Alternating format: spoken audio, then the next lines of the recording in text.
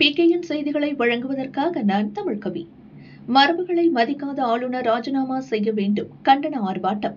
Marxist communist கட்சி திருவொற்றியூர் வடக்கு எர்ணாவூர் கிளைகள் சார்பில் ஆர்ப்பாட்டத்தில் ஈடுபட்டனர்.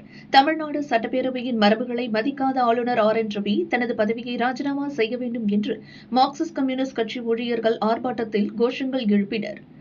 ஆண்டின் துவக்கத்தில் ஆளுநர் உரையுடன் சட்டமன்ற கூட்டத்தொடர் துவங்குவது வழக்கம். ஆனால் ஆளுநர் RN ரவி உரையை படிக்காமலும் வழக்கம் போல் தேசிய கீதம் முதலில் பாட வேண்டும் என்று பிரச்சனையை எழுப்பியும் வெளியேறியுள்ளார்.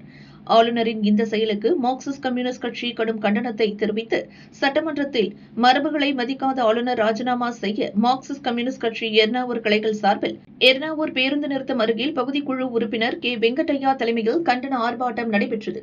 CPF பகுதி செயலாளர் S. கதிர்வேல், பகுதிக்குழு ராஜ்குமார், KK புஷ்பா, கிளை செயலாளர் ஆறுமுகம், தனலட்சுமி ஆகியோர் ஆர்ப்பாட்டத்தில் ஈடுபட்டனர். தமிழ்நாடு சட்டசபையின் மரபை புறக்கணிக்காதே என்று சொல்லி ஆர்ப்பாட்டம். ஒன்றிய அரசை, BJP அரசை ஆளுநர் சொல்லி ஆர்ப்பாட்டம். மார்க்சிஸ்ட் கட்சி ஆர்ப்பாட்டம். தமிழ்நாடு சட்டசபை ஆளுநரை கண்டித்து, RN ரவியை கண்டித்து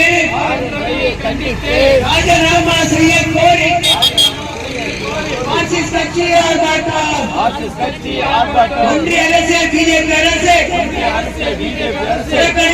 புறக்கணிக்காதே. தமிழ்நாட்டை புறக்கணிக்காதே.